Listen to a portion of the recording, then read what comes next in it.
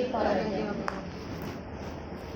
امام عصر کے ظہور میں تعجیل کے لیے بآواز بلند صلوات. اللہم صل علی محمد وآل محمد وجل فرجهم. رحم اللہ من قرأ الفاتحہ.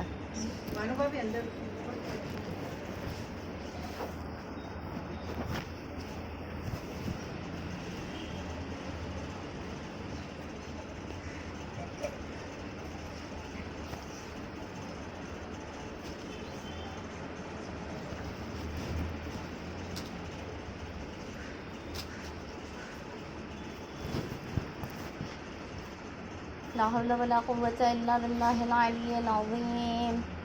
حسبنا الله ونعم الوكيل. نعم المولى ونعم النصير. الحمد لله رب العالمين، والصلاة والسلام على أشرف الأنبياء والمرسلين وخاتم النبيين حبيبنا وحبيب إله العالمين أبي القاسم محمد. اللہم صل علی محمد وآل محمد وعلى وجل فرجهم. آله الطيبين الطاهرين المعصومين المظلومين الغرر الميامين، لا سيما بقية الله في الأرضين وحجته على الخلائق أجمعين، سيدنا ومولانا وصاحب نعمتنا وولي عصرنا مهدي هذه الأمة وطاووس أهل الجنة الحجة بن الحسن العسكري، روحي وأرواح العالمين لتراب مقدمه الفداء. صلوات. اللہم صل علی محمد وآل محمد الله وجل على فرجهم. أعدائهم أجمعين من الآن إلى قيام يوم الدين. بسم الله الرحمن الرحيم. اللهم صل بوليك الحجة بن الحسن صلواتك عليه وعلى آبائه في هذه الساعة وفي كل ساعة وليا وحافظا وقائدا وناصرا ودليلا وعينا حتى تسكنه ربك طوعا وتمتعه فيها طويلا. اللہم صل علی محمد وآل محمد وجل فرجهم. صلى الله عليك يا أبا عبد الله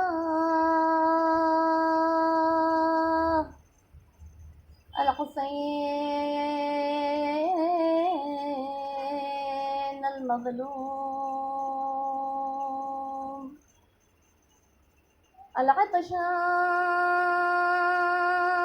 العطشان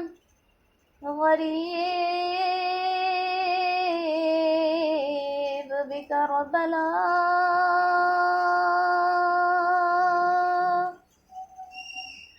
صلى الله عليك يا ابن رسول الله،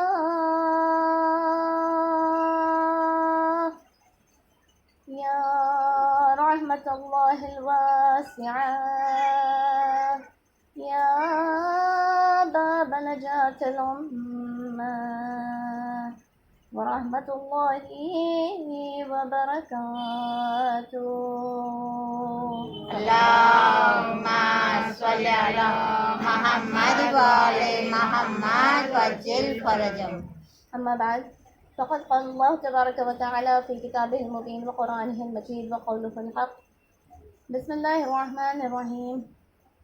وَلَنَبْلُوَنَّكُمْ بِشَيْءٍ مِّنَ الْخَوْفِ وَالْجُوعِ وَنَقْصٍ مِّنَ الْأَمْوَالِ وَالْأَنفُسِ وَالثَّمَرَاتِ وَبَشِّرِ الصَّابِرِينَ. صلوات دیجیے۔ اللہم صلی علی محمد وآل محمد وعجل فرجهم۔ عزیزان محترم، السلام علیکم ورحمۃ اللہ وبرکاتہ۔ وعلیکم السلام ورحمۃ اللہ وبرکاتہ۔ خداوند عالم نے اس کائنات کو بنایا اور اس کائنات کو بنانے کے بعد انسان اور جنات کے اس خلقت کا مقصد قرار دیا، اور خلقت کا مقصد قرار دیتے ہوئے سورہ زاریات میں فرماتا ہے وَمَا خَلَقْتُ الْجِنَّ وَالْإِنسَ إِلَّا لِيَعْبُدُونِ۔ ہم نے انسانوں اور جنوں کو صرف اور صرف میری عبادت کے لیے، اللہ کی عبادت کے لیے خلق فرمایا۔ لیکن جب سوال یہ آیا کہ اے پروردگار ہم عبادت کریں تو کس طریقے سے کریں، تو خداوند عالم نے فرمایا کہ دیکھو میں نے اپنے انبیاء کو اپنا نمائندہ بنا کر تمہاری جانب بھیجا، تم ان کو دیکھ لو کہ وہ کس طرح سے عبادت کرتے ہیں اور انہی کی سیرت پر عمل کرنا شروع کر دو، تمہاری عبادت قابل قبول بن جائے گی۔ خداوند عالم نے اپنے حبیب کے لیے فرمایا وَلَقَدْ كَانَ لَكُمْ فِي رَسُولِ اللَّهِ أُسْوَةٌ حَسَنَةٌ لِمَنْ كَانَ يَرْجُو اللَّهَ وَالْيَوْمَ الْآخِرَ، کہ تمہارے لیے میرے رسول میں، اللہ کے رسول میں بہترین نمونہ عمل ہے، اسوہ حسنہ ہے اس کے لیے جو اللہ میں امید رکھتا ہے اور روز آخر میں، روز قیامت میں امید رکھتا ہے۔ اور تمام انبیاء کی عبادتیں جو رہیں، ہر فعل، ہر عمل جو انہوں نے کیا، تو خداوند عالم نے حضرت ابراہیم کے جملے میں نقل فرمایا قرآن میں قُلْ إِنَّ صَلَاتِي وَنُسُكِي وَمَحْيَايَ وَمَمَاتِي لِلَّهِ رَبِّ الْعَالَمِينَ، میری نماز بھی اللہ کی خاطر، میرا جینا بھی اللہ کی خاطر، میرا مرنا بھی اللہ کی خاطر، اور میری قربانیاں بھی اللہ کی خاطر۔ یعنی اللہ نے اگر عبادت کو قرار دیا تو للہ رب العالمین قرار دیا، یعنی اللہ جو کہ تمام عالمین کا رب ہے اس کی خاطر کوئی بھی عمل انجام دیا جائے گا تو وہ عبادت قرار دیا جائے گا۔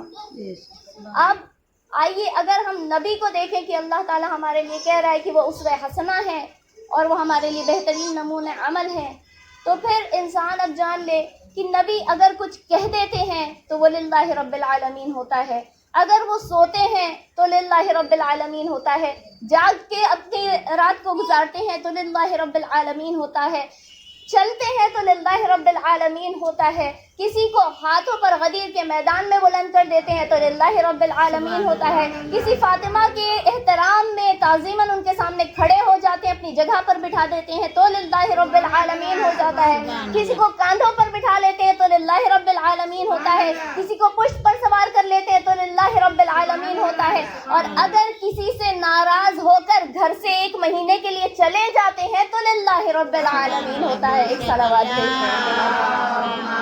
صلی علی محمد وآل محمد وعجل فرجهم۔ اہل بیت کا گھرانہ ہمیں سکھانے کے لیے آیا کہ ان کے عمل کو دیکھو کہ وہ کیا کر رہے ہیں، کس کی خاطر کر رہے ہیں، اور رسول نے اپنے بعد انہی اہل بیت کو ہمارے لیے بیان کر دیا کہ میرے جانشین ہوں گے، یہ اہل بیت ہوں گے، میں تمہیں لاوارث چھوڑ کر نہیں جا رہا، اللہ نے تمہیں لاوارث نہیں چھوڑا۔ وہ لوگ جو یہ عذر پیش کرتے ہیں کہ رسول اللہ کی رحلت ہو گئی، اب رسول اللہ کے بعد ہمیں کوئی راستہ دکھانے والا نہیں ہے، ہمیں دین بتانے والا نہیں ہے، ہمیں اللہ سے پہچانوانے والا نہیں ہے، تو ان لوگوں کے لیے روز قیامت رسول کی یہی حدیث سامنے مجسم ہو کر آ جائے گی، اے لوگوں، اے میری امت، کیا میں نے تم سے یہ نہیں فرمایا تھا اولنا محمد، اوسطنا محمد، آخرنا محمد، کلنا محمد، ہم سب کے سب محمد ہیں، لہٰذا تم نے اپنے آپ کو لاوارث کیسے قرار دیا؟ تم نے یہ کیسے سمجھا کہ رسول رحلت کر گئے اور اپنے پیچھے کسی کو نہیں چھوڑا؟ عزیزان محترم، انہی اہل بیت نے ہمیں سکھایا کہ اللہ ہر ایک کو رزق دیتا ہے، لیکن ہم ظواہر کو دیکھ کر یہ سمجھ لیتے ہیں کہ وہ رزق ہوا کرتا ہے، ہم جو ہے کھانے پینے کو رزق سمجھ لیتے ہیں، ہم لباس کو رزق سمجھ لیتے ہیں، ہم مال و دولت کو رزق سمجھ لیتے ہیں، ہم گھر کو رزق سمجھتے ہیں۔ جو بدن کو رزق دے وہ دنیا کا رزق ہوا کرتا ہے، اور جو ہماری روح کو رزق پہنچاتا ہے وہ قرآن اور اہل بیت معصومین کے اقوال ہوا کرتے ہیں۔ خداوند عالم نے ہر طریقے سے ہمیں رزق پہنچایا ہے، ہماری دنیا کو سنوارنے کے لیے، ہماری آخرت کو سنوارنے کے لیے۔ لیکن اگر دنیا میں رزق پہنچایا ہے تو خداوند عالم امتحان بھی لیتا ہے، آزمائشوں میں بھی مبتلا کرتا ہے۔ خداوند عالم خود فرما رہے سورہ بقرہ کی آیہ مبارکہ نمبر 155 155 آیہ مبارکہ، خداوند عالم فرما رہا ہے وَلَنَبْلُوَنَّكُم بِشَيْءٍ مِّنَ الْخَوْفِ وَالْجُوعِ، کہ ہم یقیناً تمہیں مبتلا کریں گے، ہم یقیناً تمہیں آزمائش میں ڈالیں گے۔ کس کے ذریعے سے؟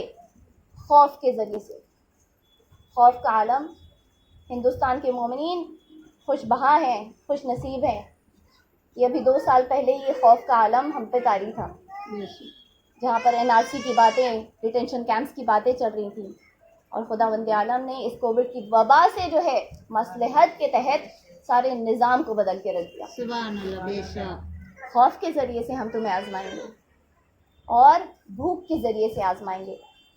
اکثر دیکھا جاتا ہے کہ جہاں پر شیعوں کی آبادی زیادہ ہوا کرتی ہے، ایران میں، دیگر ایسی جگہوں میں جہاں پر شیعوں کی آبادی زیادہ ہے، وہاں پر قحط زیادہ ہوتے ہیں، وہاں پر زلزلے زیادہ ہوتے ہیں، اس طرح سے انہیں آزمایا جاتا ہے۔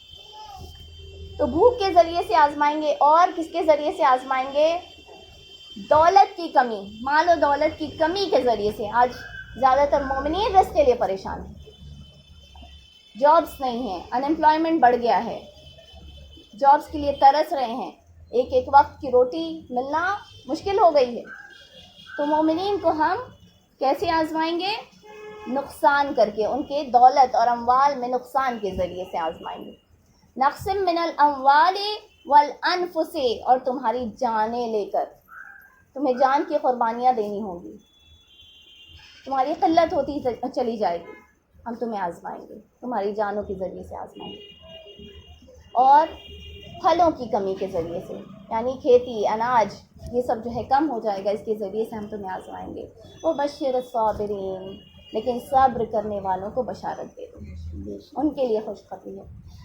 لیکن عزاداران محترم، اکثر چھوٹی چھوٹی پریشانیاں آتی ہیں، چھوٹی چھوٹی مشکلیں آتی ہیں، ہم سوچ رہے ہیں کہ ہمیں آزمایا جا رہا ہے، ہمارا امتحان لیا جا رہا ہے۔ امتحان ہر ایک کا نہیں لیا جاتا ہے، امتحان اگر دیا ہے تو اہل بیت کے خاندان نے دیا ہے۔ آزمائش میں مبتلا ہوئی ہے تو جناب زینب کبریٰ آزمائش میں مبتلا ہوئی ہیں، جہاں یزید جیسے نجس ملعون کے دربار میں جناب زینب جیسی عصمت کے پیکر پر وہ فائز، وہ بی بی، وہ شہزادی، اسے نجس دربار میں جانا پڑ رہا ہے۔ آزمائش دی ہے جناب زینب کبریٰ نے، اور جب آزمائی گئی ہیں تو اپنے خطبوں کے جملوں کے تیر برسائے ہیں یزید کے اوپر۔ بی بی کیا فرما رہی ہیں یزید کو دیکھ کر کہ اے یزید، تو سمجھ رہا تھا کہ تو نے ہمیں مار دیا، تیری فتح ہو گئی، لیکن تو یہ جان لے کہ جنہوں نے ہمارے اہل بیت کے خاندان اور شہداء کو مارا ہے وہ شیطان کا لشکر تھا، اور جو مارے گئے ہیں وہ رحمان کا لشکر تھا۔ سبحان اللہ۔ اے یزید، تو نے کیا سمجھا کہ یہ جو قتل ہو گئے اللہ کی راہ میں، یہ مر گئے؟ کیا تو نے قرآن کی اس آیہ مبارکہ کو نہیں پڑھا جہاں پر خداوند عالم فرماتا ہے وَلَا تَحْسَبَنَّ الَّذِينَ قُتِلُوا فِي سَبِيلِ اللَّهِ أَمْوَاتًا بَلْ أَحْيَاءٌ عِندَ رَبِّهِمْ يُرْزَقُونَ، کہ انہیں نہ سمجھنا جو راہ خدا میں شہید ہو گئے، جو مارے گئے راہ خدا میں، کہ وہ مر چکے ہیں، بلکہ اپنے رب کے پاس انہیں رزق حاصل ہو رہا ہے۔ اس دنیا میں نہیں، اپنے رب کے پاس انہیں رزق حاصل ہو رہا ہے، وہ ہمیشہ کے لیے زندہ و جاوید رہیں گے۔ بی بی فرماتی ہیں یزید کیسا زمانہ آ گیا کہ مجھ جیسے اہل بیت کے گھرانے کی خاتون کو تجھ جیسے نجس سے مخاطب ہونا پڑ رہا ہے، تجھ جیسے نجس شخص سے کلام کرنا پڑ رہا ہے۔ لیکن یزید جان لے کہ اگر میرے اس خطبے کے بعد، میری اس ہمت کے بعد اگر تو مجھ پر ظلم کرے گا تو میں اسے پروردگار کا امتحان سمجھ کر صبر کروں گی۔ یہ جناب زینب کبریٰ کے زبان مبارک سے سرزد ہوتا ہوا جملہ ہے کہ میں اسے پروردگار کا امتحان اور آزمائش سمجھ کر صبر کروں گی۔ جناب زینب کبریٰ نے آزمائش دی ہے، لیکن پھر بھی عزاداران محترم، مومن کی بھی آزمائش ہوتی ہے، اس لیے کہ ایمان لے کر آیا ہے، اور ایمان کے درجات میں بلندی کی خاطر یا پھر اس کے گناہوں سے اسے خالص کرنے کی خاطر خداوند عالم آزمائش دیتا ہے، آزمائش میں مبتلا کرتا ہے۔ اور آزمائش انسان کو کب پتہ چلتی ہے کہ اس کا امتحان لیا جا رہا ہے؟ قربان جائیں ہم اپنے معصومین پر، اہل بیت اطہار پر، کہ انہوں نے ہر چیز کا حل ہمیں بتا دیا. کیسے سمجھو کہ تمہیں آزمائش میں مبتلا کیا گیا یا تمہارے گناہوں کی سزا تمہیں دی جا رہی ہے. تو مولا کائنات نے فرمایا کہ جب تم دیکھو کہ کوئی پریشانی آئے اور اس کے بعد تم جو ہے خداوند عالم سے قریب ہونے کے بجائے اس پر تہمتیں باندھنا شروع کر رہے ہو، اس پر الزامات ٹھہرانا شروع کر رہے ہو، اپنے لیے کہنا شروع کر رہے ہو کہ ہم ہی ملے تھے جس کو پریشانی میں ڈالنا تھا، ہمیں ہی بار بار جو ہے پریشانی اور مشکل میں مبتلا کیا جاتا ہے، تو جان لو یہ تمہیں اللہ اپنے عذاب میں گرفتار کر رہا ہے، یہ آزمائش نہیں ہے. لیکن جب تم یہ دیکھو کہ تم جو ہے خدا کی بارگاہ میں اس سے اور قریب ہو رہے تو جان لو کہ یہ تمہاری آزمائش ہے، یہ تمہارا امتحان ہے.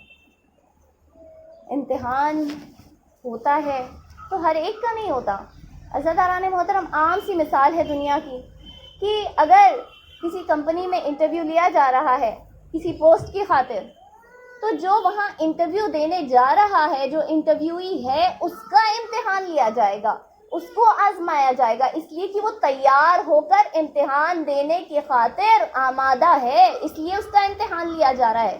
رستے پہ پکڑ کر، ہر ایک جوان کو پکڑ کر یہ نہیں اس کا انٹرویو لیا جا رہا ہے اور اس کا امتحان لیا جا رہا ہے. تو انسان جب اس طرح سے قابل بن جاتا ہے کہ اس کا امتحان لیا جائے، تب خداوند عالم اس کا امتحان لیتا ہے. خداوند عالم نے مومنین کا بھی امتحان لیا، اور مومنین کے سلسلے میں امام المتقین امیر المومنین اسد اللہ الغالب علی ابن ابی طالب علیہ الصلوۃ والسلام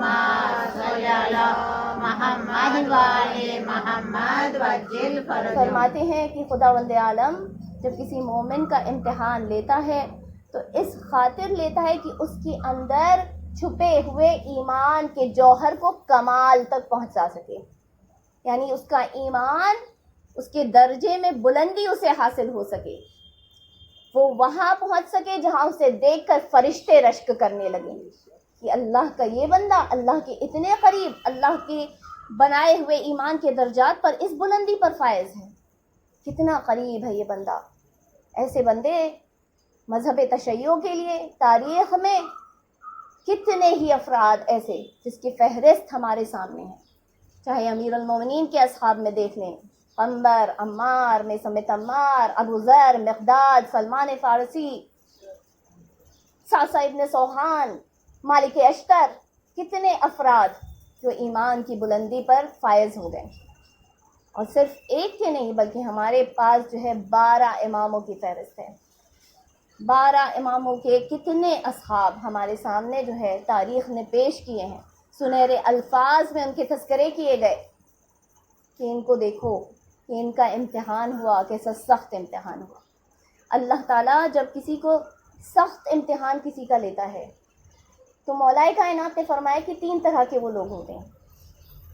ایک گھر جہاں پر کمانے والا ایک ہو لیکن کھانے والے بہت ہوں، اس کا شدید امتحان ہوتا ہے، اس لیے کہ ایک کمانے والا بہت سارے کھانے والے، تو اس کے لیے پرووائڈ کرنا، ان کا رزق مہیا کرنا مشکل ہو جاتا ہے.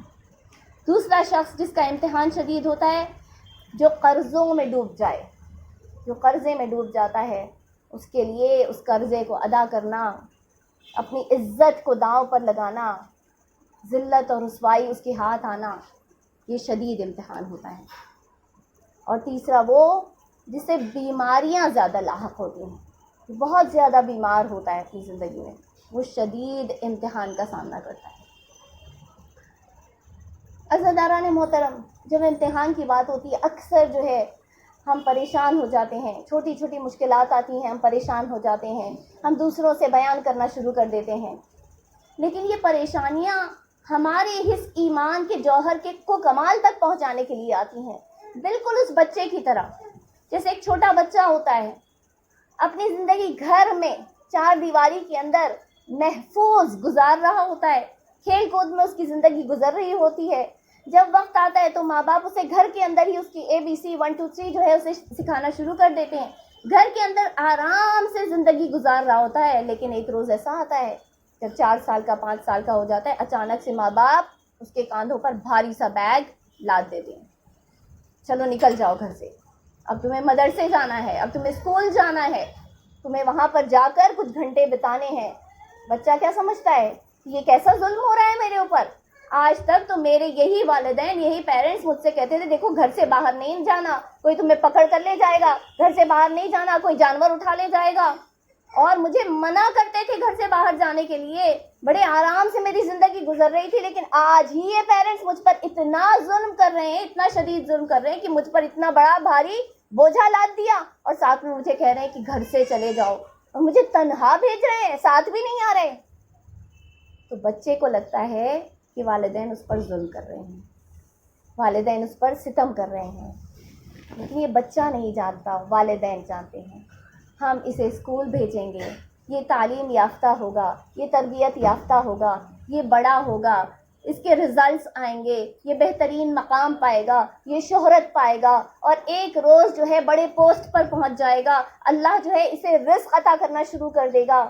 اسی طرح سے ایک مومن کے اوپر جب اللہ تعالیٰ اسے کسی آزمائش میں مبتلا کرتا ہے تو خداوند عالم مومن نہیں سمجھتا کہ یہ پریشانی جو ہے میرے ایمان کی بلندی کے لیے، مجھے خالص کرنے کے لیے، مجھے پاک و پاکیزہ کرنے کے لیے آ رہی ہے، لیکن خداوند عالم بہتر جانتا ہے کہ جب میں اسے اس پریشانی کو بھیجوں گا، اسے اس مصیبت کو مبتلا کروں گا، تو پھر یہی شخص جو ہے اپنے گناہوں سے پاک و پاکیزہ ہو کر، خالص ہو کر، ایمان کی بلندیوں پر چڑھتا چلا جائے گا، حتیٰ کہ جب جنت میں داخل ہوگا تب یہ جنت کا مشتاق نہیں ہوگا، جنت خود اس کی مشتاق ہو جائے گی اور اسے پکارے گی آ میں تیری مشتاق ہوں، تم میرے اندر داخل ہو جا۔ ایک صلوات بھیجیں محمد صلی علی محمد و آل محمد وجل فرجہ۔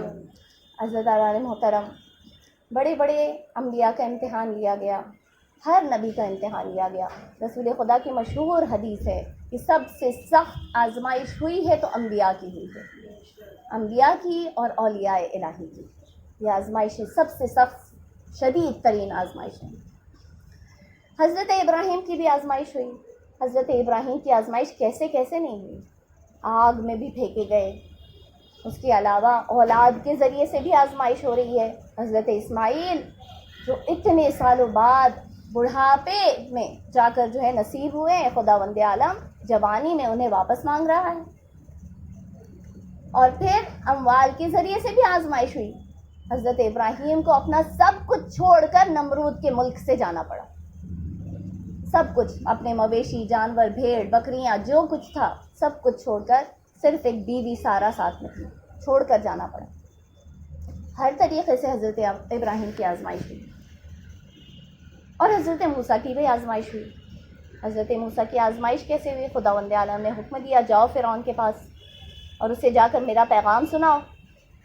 لیکن جب حضرت ابراہیم کو آگ میں پھینکا جا رہا ہے، ایک مرتبہ جب جبرائیل نازل ہوتے ہیں اور جبرائیل سوال کرتے ہیں حضرت ابراہیم سے، یا نبی اللہ، یا خلیل اللہ، آپ کو مجھ سے کچھ مدد درکار ہے، آپ میری کچھ مدد چاہتے ہیں؟ حضرت ابراہیم کا جواب ہے، نہیں، میں تم سے مدد نہیں چاہتا، میں اس سے مدد کا طلبگار ہوں جس نے مجھے اس آزمائش میں مبتلا کیا ہے، جس نے مجھے اس کی مشیت یہ تھی کہ میں اس آگ میں پھینکا جاؤں، وہی میری مدد کرے گا، مجھے تمہاری مدد نہیں چاہیے۔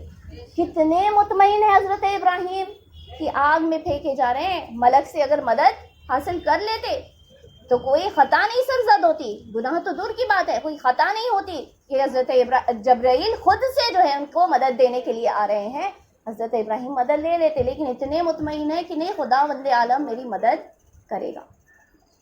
وہیں حضرت موسیٰ کو دیکھیں، حضرت موسیٰ کو اللہ نے حکم دیا، اے موسیٰ جاؤ فرعون کے دربار میں۔ حضرت موسیٰ لرز رہے ہیں، حضرت موسیٰ خوف کر رہے ہیں، کس کے دربار میں جانا ہے؟ اسی کے دربار میں جانا ہے جس نے کئی سال حضرت موسیٰ کو اپنے ہی دربار میں پالا ہے، تربیت کی ہے حضرت موسیٰ کی، نبی موسیٰ کی، گھر ہے وہ حضرت موسیٰ کا، لیکن حضرت موسیٰ کانپ رہے ہیں۔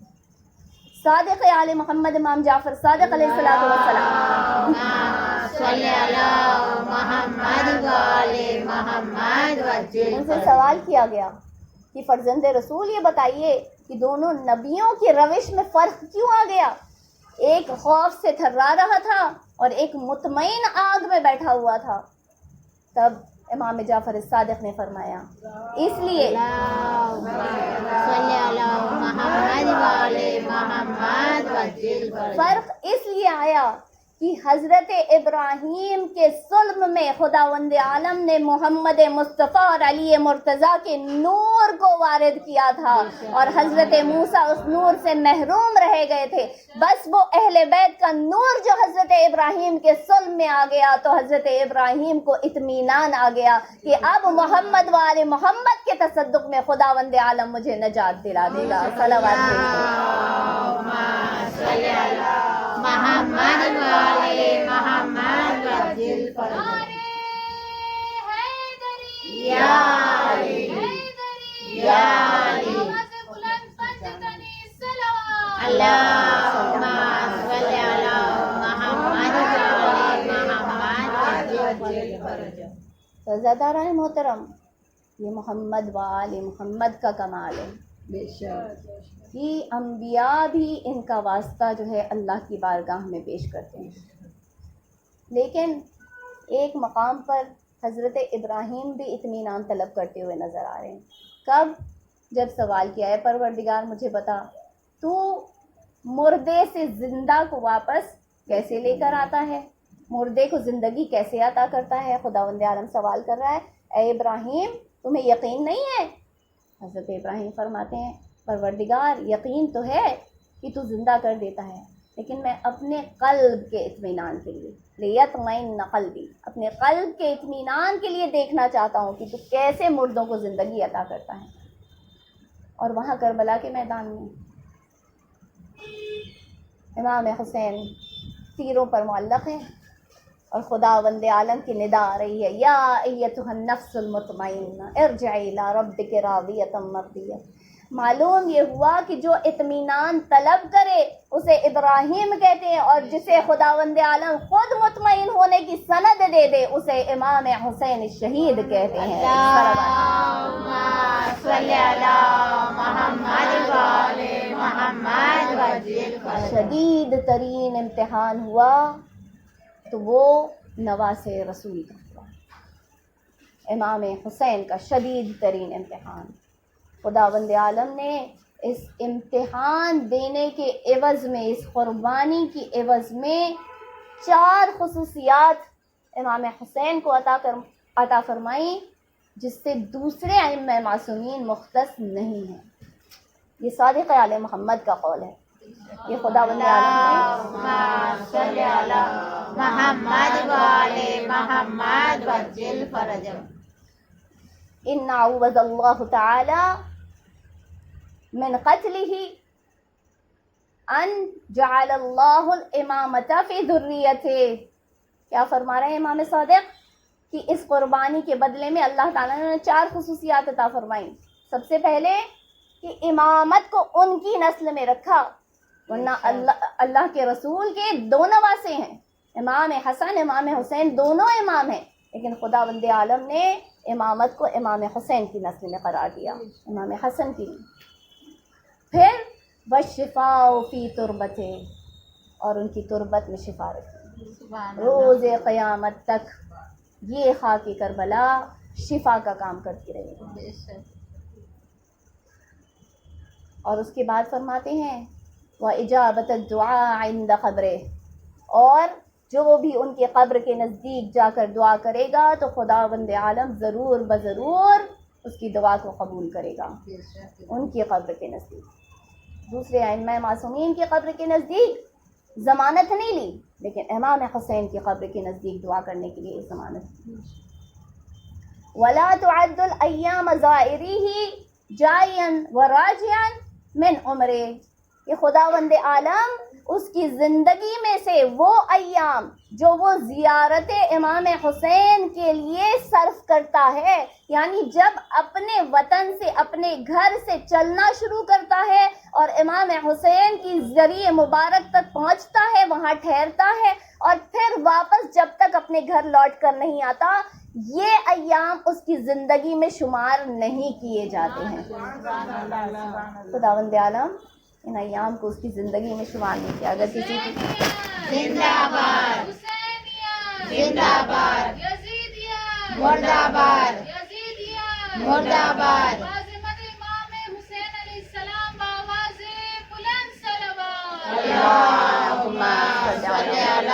محمد و آل محمد وجل۔ خداوند عالم نے ابا عبداللہ کی تربت میں شفا رکھی، نہ خاک کعبہ میں، نہ خاک امام علی مرتضیٰ کی جو مرقد ہے وہاں اس خاک میں، نہ کاظمین کی خاک میں، نہ کوئی اور خاک میں، لیکن امام حسین کی خاک میں شفا رکھی۔ اتنا عظیم امتحان دیا۔ عزاداران محترم، جب بھی امام حسین کی قربانی یاد کی جاتی ہے تو ائمہ معصومین نے ان کی قربانی کو نبی یحییٰ کی قربانی سے تشبیہ دی ہے، اس لیے کہ جس طرح سے امام حسین کو رلا رلا کر مارا گیا تھا، نبی یحییٰ کو بھی اسی طرح سے مارا گیا تھا۔ نبی یحییٰ نے بادشاہ جو ہے اپنی ہی بیٹی سے شادی کرنا چاہتا تھا، اس کی بیوی اسے ورغلا رہی تھی کہ اپنی ہی بیٹی کو جو ہے اس کے حوالے کرنا چاہتی تھی۔ نبی یحییٰ کے پاس بادشاہ آیا، اس نے سوال کیا کہ کیا میرے لیے جائز ہے؟ نبی نے کہا کہ نہیں، ہماری شریعت میں یہ جائز نہیں ہے، ایک باپ اپنی ہی بیٹی سے شادی کر لے، اپنی ہی زوجہ کی بیٹی سے شادی کرے۔ جب نبی یحییٰ نے یہ فتویٰ دے دیا تو اس کے بعد یہ بادشاہ جو ہے اب پریشان رہتا تھا، اضطراب کے عالم میں رہتا تھا اور ہمیشہ جو ہے سوچا کرتا تھا کہ میں کیا کروں تاکہ اس لڑکی سے میری شادی ہو جائے، یعنی زوجہ کی بیٹی تھی، اس سے میری شادی ہو جائے۔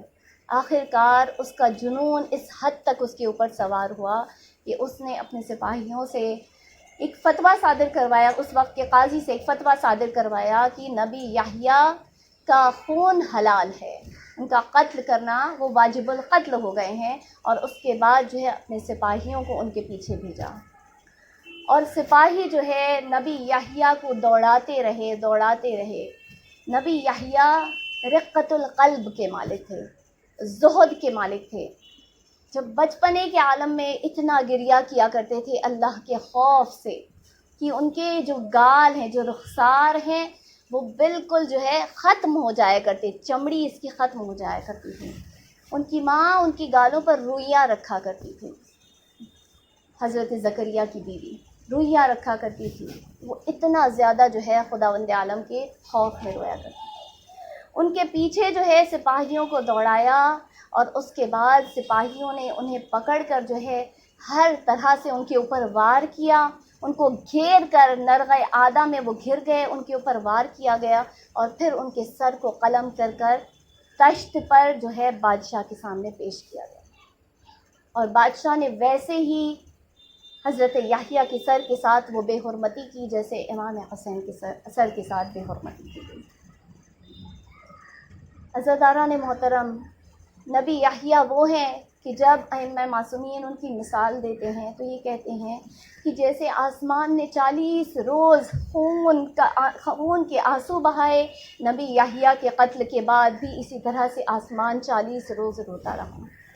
جس طرح سے زمین پر سے جب کوئی پتھر اٹھایا گیا تو 40 روز اس کے نیچے تازہ خون ابلتا ہوا نظر آیا، نبی یحییٰ کے بعد بھی یہی عالم دیکھا گیا۔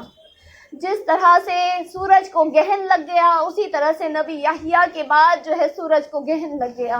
جس طرح سے حوروں اور فرشتوں نے آسمان ماتم کرنا شروع کیا اور 40 روز سوگ مناتے رہے، اسی طرح سے نبی یحییٰ کے بعد جو ہے تمام ملکوتی باشندے اور تمام ملکوتی مخلوقات جو ہے نبی یحییٰ کے غم میں اس طرح سے سوگ مناتی رہیں 40 روز تک۔ عزاداران محترم، یہ تشبیہ ہمیں ملتی تو ہے امام حسین اور نبی یحییٰ کے درمیان، لیکن تاریخ میں نے کبھی نہ پڑھا کہ امام حسین کی جیسے ایک 4 سالہ بچی تھی، نبی یحییٰ کی بھی کوئی چھوٹی سی بچی رہی ہو، جس کو اس کے بابا کی رحلت کے بعد جو ہے کبھی شمر نے رخسار پر تماچے مارے ہو، کبھی اس کی پشت کو تازیانوں سے لال کیا ہو۔ تاریخ یہ مثال نہیں پیش کرتی ہے، لیکن ہاں امام حسین کی ایک 4 سالہ بچی تھی جو جب اپنے بابا کو یاد کر کے روتی تھی تو کبھی شمر جو ہے اس کے رخسار پر تماچے مارتا تھا، کبھی خولی اس کی پشت پر کوڑے مارا کرتا تھا۔ ہاں زاداران محترم، یہ بچی جب زندان شام میں قید کر دی گئی تو اپنے بابا کو بہت یاد کرتی تھی، بہت اپنے بابا کو یاد کر کے رویا کرتی تھی، لیکن یہ بچی جو ہے وہ رہائی چاہتی تھی۔ یہ بچی اپنی پھوپھی زینب کبریٰ سے پوچھا کرتی تھی، اے اماں ہمیں رہائی کب نصیب ہوگی؟ اے پھوپھی اماں مجھے بتائیے ہم کب مدینہ واپس لوٹ کر جا سکیں گے؟ کبھی اپنے بھیا سید سجاد سے کہتی، اے بھیا سجاد یہ پرندے کہاں جا رہے ہیں؟ سید سجاد کہتے یہ اپنے اپنے آشیانوں کو جا رہے ہیں۔ تو بچی تڑپ کر کہتی ہے، بھیا سجاد کیا ہمیں بھی کبھی اپنے وطن مدینہ جانا نصیب ہوگا؟ جزاکم اللہ خیر الجزا۔ خداوند عالم آپ کی آوازوں پر رحمت نازل کرے، کوئی غم نہ دے سوائے غم حسین کے۔ ہاں زاداران محترم، وہ وقت بھی آیا جب ایک مرتبہ شام میں یزید کے خلاف بغاوت کا ماحول تیار ہو گیا۔ ارے جب یزید کو احساس ہوا، ایک مرتبہ سید سجاد کو بلوایا۔ سید سجاد کو بلانے کے بعد کہا، ہم آپ کے احترام میں آپ کو اس زندان سے رہا کرنا چاہتے ہیں، آپ خاندان اہل بیت میں سے ہیں، ہم معافی چاہتے ہیں، ہمیں وسوسہ کیا گیا تھا، ہمیں دھوکہ دیا گیا تھا، لیکن اب ہم جان چکے ہیں کہ آپ بے خطا بے گناہ ہیں، ہم آپ کو رہا کرنا چاہتے ہیں، آپ چاہیں تو ہم آپ کو مدینہ با احترام با عزت جو ہے ہم پہنچا دیں گے۔ سید سجاد نے کہا، اے یزید میں اپنی پھوپھی سے مشورہ کرنا چاہتا ہوں، میری پھوپھی جو چاہیں گی میں اسی مطابق عمل کروں گا۔ ایک مرتبہ امام کو دیکھا، زنجیروں میں جکڑے ہوئے ہیں، بیڑیوں میں جکڑے ہوئے ہیں، توق خاردار گردن میں ہے۔ ایک شخص کو بلایا اور اس سے کہا کہ زنجیروں کو کاٹنے والے کو بلایا جائے۔ جیسے ہی وہ شخص آیا، یزید نے کہا، اے شخص تو ان کی زنجیروں اور بیڑیوں اور توق کو کاٹ دے، ہم نے انہیں آزاد کیا، ہم نے انہیں باعزت رہا کیا۔ وہ شخص کہتا ہے کہ ٹھیک ہے، ایک مرتبہ میں ان کا جائزہ تو لے لوں۔ اس نے سامنے سے جا کر سید سجاد کو دیکھا، پیچھے کی جانب گیا، ایک مرتبہ داہنی جانب سے دیکھا، بائیں جانب سے دیکھا اور چیخ مار کر زمین پر بیٹھ گیا۔ یزید نے کہا کہ یہ شخص کیا ہوا؟ وہ کہتا ہے کہ جب میں انہیں دیکھتا ہوں تو میں نہیں سمجھ پاتا کہ میں ان کی بیڑی اور زنجیروں کو کیسے کاٹوں، اس لیے کہ یہ لوہے کی زنجیریں اور بیڑیاں ان کے گوشت میں اس طرح سے پیوست ہو گئی ہیں کہ ہڈیوں تک پہنچ چکی ہے۔ ارے مجھے ان سے رہا کرنے کا راستہ نظر نہیں آتا، اگر میں ان کی زنجیروں کو کاٹوں گا تو میرا خنجر ان کے گوشت میں۔ اجرکم اللہ۔ مرتبہ سید سجاد اپنی پھوپھی کے پاس آتے ہیں، زینب کبریٰ سے کہتے ہیں کہ یزید نے رہائی کا حکم دیا ہے۔ زینب کبریٰ کہتی ہیں کہ اے سجاد اگر رہا کیا ہے تو ہماری 3 شرطیں ہیں، یزید سے کہو کہ ہماری 3 شرطوں کو مان لے۔ سید سجاد پھوپھی کی بات کو سنتے ہیں، یزید کے پاس جاتے ہیں، یزید ہماری 3 شرطیں ہیں۔ اے یزید جب سے ہمارے جوان شہید ہوئے، جب سے میرے بابا شہید ہوئے، ہم کھل کر اپنے شہداء پر رو نہیں پائے۔ اے یزید ہم چاہتے ہیں تو ایک حجرہ ہمارے لیے خالی کرا دے، ہماری خواتین اس میں بیٹھ کر رونا چاہتی ہیں، شام والی تمام عورتوں کو مدعو کیا جائے کہ وہ آئیں اور ہمیں آ کر خالی کرا دوں گا۔ دوسری شرط کیا ہے؟ دوسری شرط سید سجاد کہتے ہیں کہ ہمارے جو تبرکات لوٹ لیے گئے تھے ہم چاہتے ہیں انہیں واپس کر دیا جائے۔ یزید کہتا ہے میں آپ کی اس شرط کو پورا نہیں کر سکتا، اس لیے کہ نہ جانے کون ان تبرکات کو لے گیا، جس کے ہاتھ جو آیا وہ تبرک لے گیا۔ ہاں چند تبرکات ہمارے پاس محفوظ ہیں، ہم وہ آپ کے حوالے کر دیں گے۔ سید سجاد کہتے ہیں کہ ہم چاہتے ہیں کہ ہمارے شہیدوں کے سروں کو واپس کیا جائے تاکہ ہم جا کر ان کی لاشوں کے ساتھ ان کے قبروں میں انہیں دفنا سکے۔ یزید کہتا ہے ٹھیک ہے، آپ کے شہداء کے سروں کو واپس کر دیں گے۔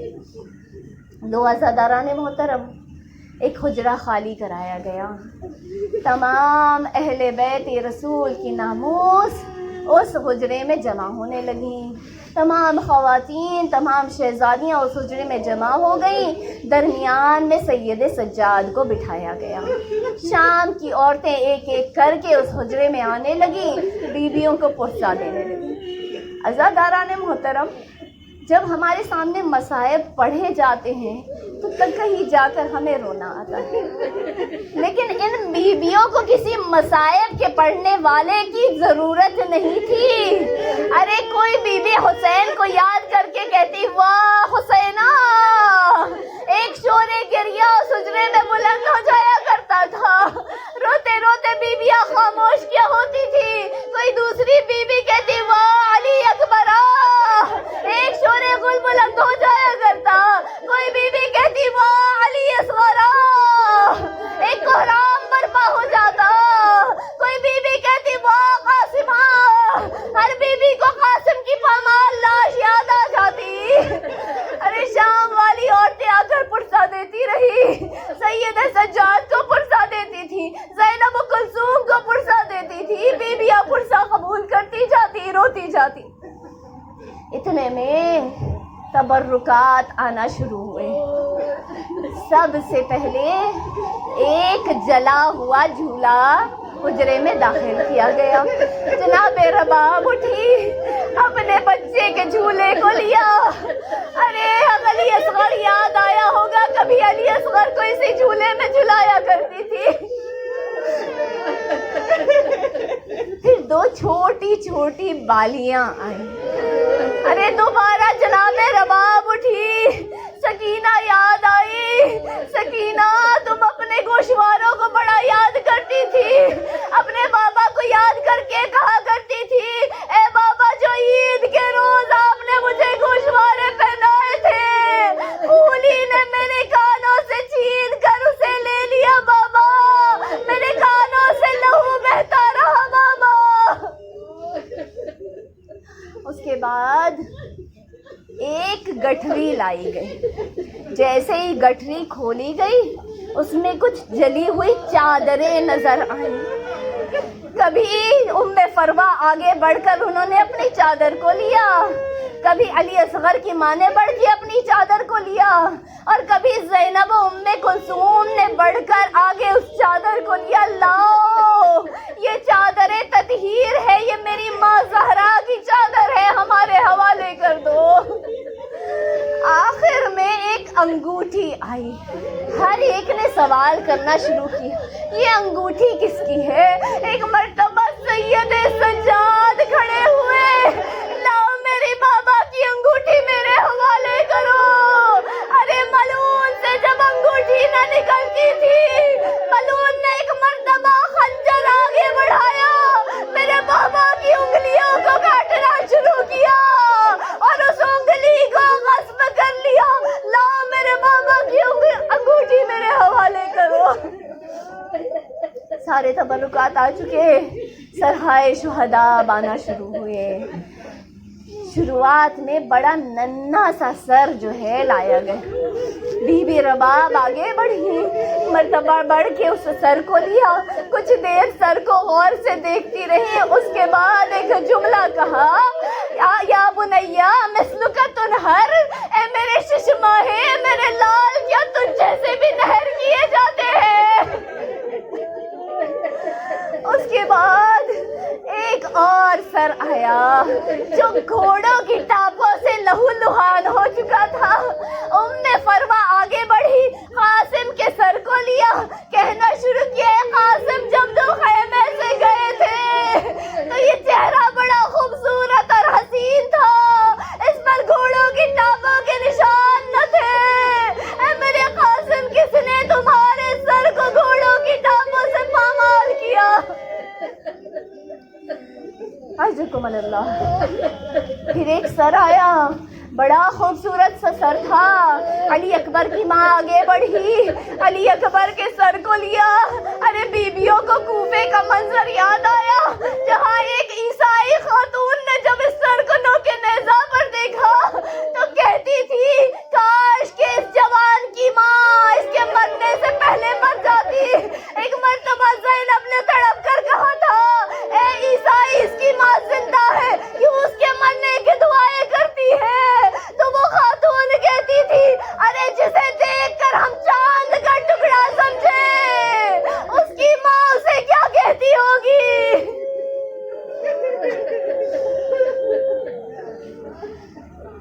مرتبہ مولا حسین کا سر حجرے میں آیا، جیسے ہی امام حسین کا سر اس حجرے میں لایا گیا، تمام بیویاں مولا حسین کی تعظیم میں کھڑی ہو گئی۔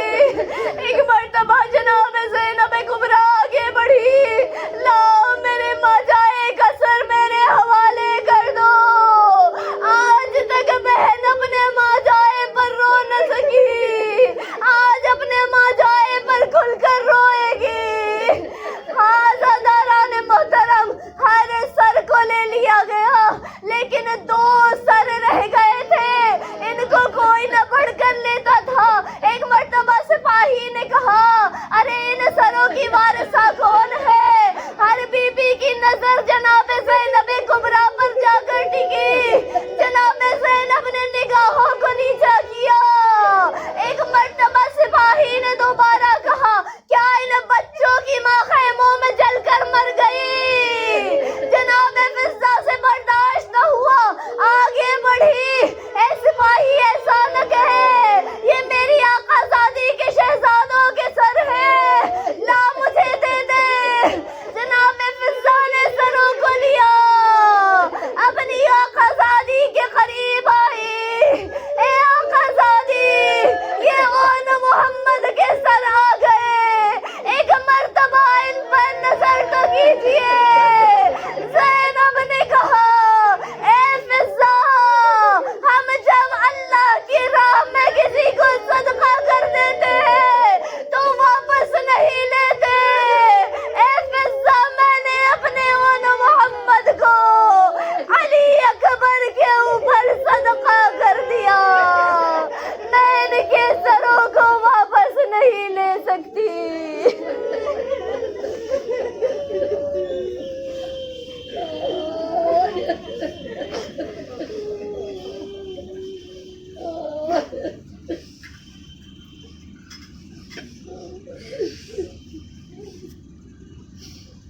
انا للہ وَإِنَّا إِلَيْهِ رَاجِعُونَ وَسَيَعْلَمُ الَّذِينَ ظَلَمُوا أَيَّ مُنقَلَبٍ يَنقَلِبُونَ۔